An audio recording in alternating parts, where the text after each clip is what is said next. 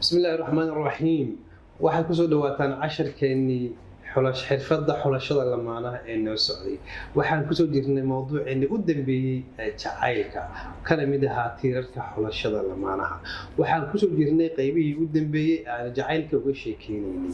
jacaylka markayaan lagu degdegin waxaan soo marnay labadii buug cilmi iyo sida ku jeclaaday hodan iyo aqoon darro oo nacab jacayl oo cawrala iyo calimaax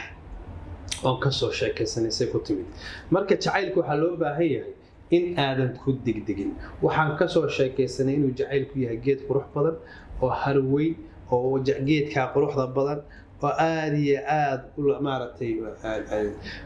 macnaha iyo qiimaha u leh waraabin buu wax ku leeyahay waa ka soo sheekaysanay laakiin quruxdaasi kula tegin qalbigaaga iyo qaadin iyo kula degdegin wiilka quruxdiisa iyo qiimihiisa iyo kula tegin gabaray wiilka quruxdiisa iyo qiimihiisu yaysan kula tegin waxyaabo kale laga yaabaa inay ka qariban yihiin war wiilow war gabadha dhaalkeeda iyo dherarkeedu yuusan kula tegin waxaa laga yaabaa dhibaatooyinkan inay huwan tahay marka waxaa laga rabaa in la isbaaro oo aan lagu degdegin ee aan maxaan ku idhaahdaa hoos la isu fiiriyo marka waa inaad jacaylka aqbashaa markaad wax barato oo maskaxaada dhisatid waxaan soo baranay garaadso intaadan guursan oo ahayd in aad wax barato aqoon fahamtid wax akhrisatid buugta qoyska akhrisatid maadiga aad jaamacad dhamaysatid kabacdi aad guursatid si adoo maskaxaada ay qaadi karto culeysada aad u guursato marka waa un iyadii oo ha degdegine maskaxaada dhiso weeye waxaan soo baray markaad kala saari karto sababta jacaylka keentay iyo sifaha aad ku jeclaatay qofkan sababaha iyo sifaha ku jeclaatay marka kala saari karto dee jacaylkii gal oo aad qof weyn noqoto kala saari kartid waxyaabaha realitiga ah iyo waxyaabaha aan realitiga ahayn markaad ugu yaraan naftaada adigu maarayn karto oo aad waalidka culays ku noqon karin oo haddii aad wax jeclaato ama lagu jeclaadaba aad si madax bannaan u degi kartid markii aad wax soo saar leedahay oo adigu aad dakhli abuurato at least waa inaad madaxa meel la gashaa oo aad dakhli abuurataa adoo laakiin mucsir ah oo shaatiga iswaaka qabtaan waxba kaaga dambeyn haddaad wax jeclaato hadda dhibaato jacayl faqirgale baad noqonaysaa waad ku dhibtoonaysaa iyadoo laftirkeedu ilaahay baa wax bixiya oo ilaahay babiso kuama xirna laakiin waxay ka fiican tahay in aad tashato oo aad qorshe samaysatid oo aad hiraalkaa ku dirtid markaad gursanaysid waaya markii aad wax soo saar leedahay markaad qaadi karto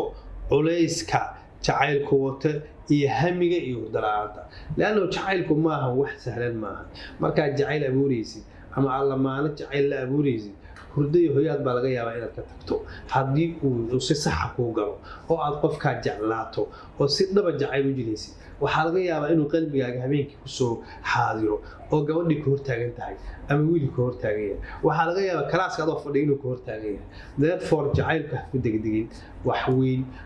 weyn oo culus weeye waa nolosha dhan baa ku dhisan arday baa tahay waxbaro markaa waxbarata kadib jacaylkaaga gal marka intan waa muhim oo waxay dardaaran u tahay dhallinyarada ah inaysan ku degdegin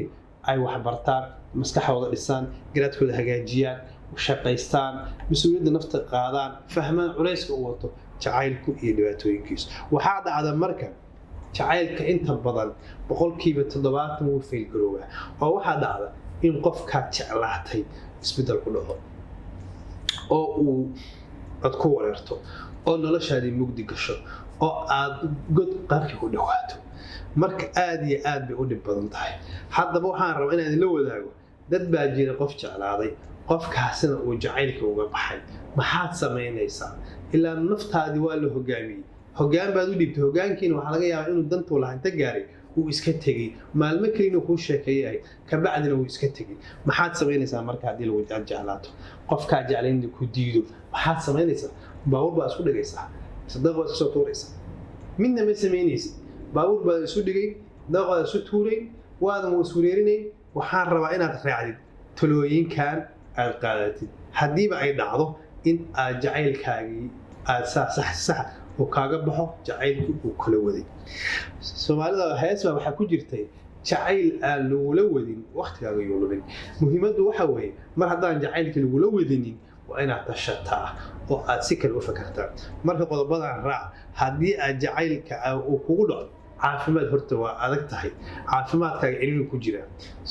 khaasaa markii lagu diido wuxuuna kugu khasbayaa jacaylku qofkii aad jeclay isagoo ku diidan in aad ugu tagto meesha uu joogo oo aad ku dhex salaanto 50 qof 20 qof ahlan wasahlan tiraahdo ahlan wasahlan walaalkay aboo ii waran abaa ii waran inaad tiraahdo iyadoo gabadhi ku dhex jirto 50 qof yaa dhacaysa mar haddaad jeceshay iyadana aysan laakiin kula wadin in aad ku raadayso meesha qofkii degay xaafadii wadadii aad isagtay kugu khasbaya marka waxaas oo intaad geli lahayd waxaa weeye talooyinkan qaado haddaad safri karto safar oo meel kale xaafadda ka wareeg xaafadda hurwadaag baad joogtaa gabadha hurwadaag joogtaa jeclaatay ka guuro madiina deg meeshii qofkaa ku jeclaatay ka ag bedelo hadduu ku diido hadday kuu suuragelaysa xataa bili soo joog wax badan xataa maaha ka ag bedelo aagii meel kale tag hadday kuu suuragelaysana magaaladaba ka bax oo magaalo kaleeto u dalxiis tag oo safar galo oo markii meel kale aad heli karto meesha magaalada kale tagoo bil soo joog markii uu maskaxaada ku soo dhaco qofkii aad jeclaydna ismashquuli oo qodobka labaad isdhaafi oo shaqo isku mashquuli tusaale ahaan waxaadan qaban jirin qabo haddaad gabar tahay guriga isku mashquuli hawsha guriga maxaanku jikada alaabada jinniga daahiyada sariiraha guriga oo isku mashquuli maalinba shaqo ka shaqee mar xaflada booqo maxaanku idhaahdaa adiga biiji iska dhig haddaad wiil tahay qaayadaha saaxiibada xeebaha buug akhrinta maxaanku idhaha kaftanka saaxiibada waxaa dhexgal u dig naftaada inay firaaqa noqoto hadday firaaqa noqoto waxaa ku soo dhacaya qofkii aad jeclayd taasna waxay keenaysaa inaad walaacdo ood xasuusato oo aad naftaada maaweelin weydo qodobka saddexaad waxaa weeye markana xaafadii ka wareegto ama aad ka wareegto magaaladii ka tagto oo aad ismashquuliso qodobka saddexaad waxaa weeye u sheeg naftaada qofkaas inay ka xararto automatic iska qanci ka qanac jacayl aan lagula wadin waqtigaa miyuu lumin haddii aad yeeli weydo naftaada wuxuu ku hogaaminaysaa jacaylkaasu in ay khatar ku geliso cuntada inaad diidid in aad saaxiibada ka go'doonto inaad qof gaara noqoto in aad jirato ka bacda naftaada aad xakamin weydo ayay imaanaysaa marka qodobadaas aan kuu soo sheegay saddexda qodob siday tahay u qaado ka agbadal meeshaad joogtid maxaan ku idhaahdaa qofkii ishalmaansii isla markaana go'aan ka qaada qofkaas in aad naftaada ka jirto oo aadan xasuusanin intaa markaa samayso waxaad dareemi doontaa isbeddelka waxaad dareemi doonaa qofkii aad jeclayd waxaa laga yaabaa qodobka afaraad waxaa weeye communicationkiisa xir haddaad kala xiriiri kartid teleefon haddaad kala xiriiri kartid email whatsapp dhammaan xir maadaama uu ku diiday oo jacaylkaagii uu kugu baabi'iyey waa joojinaysaa codkiisaa iska ilaalinaysaa qoraalkiisaa iska ilaalinaysaa because mar kasta oo uu qoraan kuu soo qoro qofkii aad jeclayd wuxuu isku dayayaa inuu kugu haysto boqortooyo oo adigu iska jeclaato asna uusan saa rabtay kuu yeelin ama mustaqbalka u dhisin buu isku dayayaa si taa ugu badbaado waa inaad communicationsa jartaa ama gabadha hadday tahay xiriirkeeda jartaa oo aad ka go'laato taatanba taa haddaad samaysid afartaa qodob waad caafimaadaysaa waad ka gudbaysaa hogaankii uu kugu xirtana isaguu u wareegayaayo asagii baa laga yaabaa inuu soo jeclaado markaad ka jarto adigu iska dayso asagii baa laga yaabaa inuu soo jeclaado kadib oo soo noqdo hadduu qof dandoon ahaa haddii uusan dandoon ahayna waa iska tegayaa marka muhiim waxaa ah inaad saa uga fekertid oo aad jacayl ku dhistid gabagabadii waxaan kusoo gabagabaynaya inaad jacayl ku dhisto qoyskaaga aad ayay muhiim u tahay ha noqdo waxa ugu dambeeya ee la dhiso barasho iyo faham buuxa kadib markaad barasho iyo faham buuxa ku dhisid kadib gurigaaga jacayl ku dhis laakiin ogow nolol aan jacayl ku dhisnayn dhadhan ma laha jacayl aan dhugmo iyo dhiifoonin lagu ku imaanna dhibaatadiisu waa dhabarjabkaaga iyo dhaawac aan laga kacay waxaan kusoo gabagabeynayaa nolosha dhan jacayl bay ku dhisan tahay nolol aan jacayl lahaynna dhadhan iyo macaan ma leh